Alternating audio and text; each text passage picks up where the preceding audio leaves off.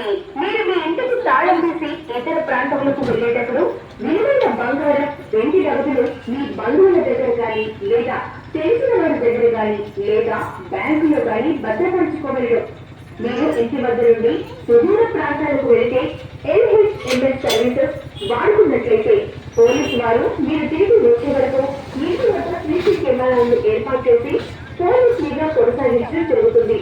మీ ఆభరణాలను మెరుగుపెడతాం అని ఇంటికి వచ్చే వారి పట్ల అప్రమత్తంగా ఉండాలి.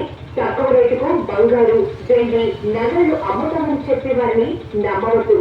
అలాంటి వారి గురించి పోలీసులకు గాని లేదా 112 కాల్ కు గాని సమాచారం ఇవ్వవలెను. అపార్ట్మెంట్ కాంప్లెక్స్ వారు market, RTC bus stand, ATM మరియు టెంపుల్స్ ప్రాంగణంలోనూ మరియు అన్ని వ్యాపార సముదాయాల్లో 24/7 సెక్యూరిటీ గార్డ్ లేదా వాచ్మెన్లను విడిగా నియమించుకోవలను. తప్పనిసరిగా సీసీ కెమెరాలను అమర్చుకోవలను. మీ లొకాలిటీలో కానీ మీ కాలనీలో కానీ ఎవరైనా కొత్త వ్యక్తులు అనుమానాస్పదంగా ఉంటే పోలీసులకు లేదా 112 కాల్ కు గాని తప్పనిసరిగా సమాచారం ఇవ్వవలను. మోటార్ సైకిళ్లపై ప్రయాణించేవారు విధిగా హెల్మెట్ ధరించవలను. కారు ప్రయాణికులు విధిగా సీట్ బెల్ట్ ధరించవలను.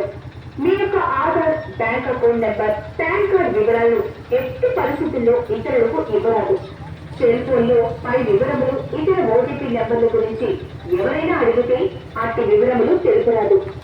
సైబర్ నేరాలకు గురైతే 1930కి ఫిర్యాదు చేయండి.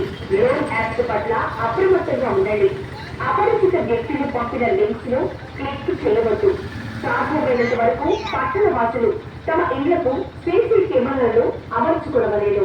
వీటిలో వేటూరుపాలెం పోలీసు వారు నేడు నగరం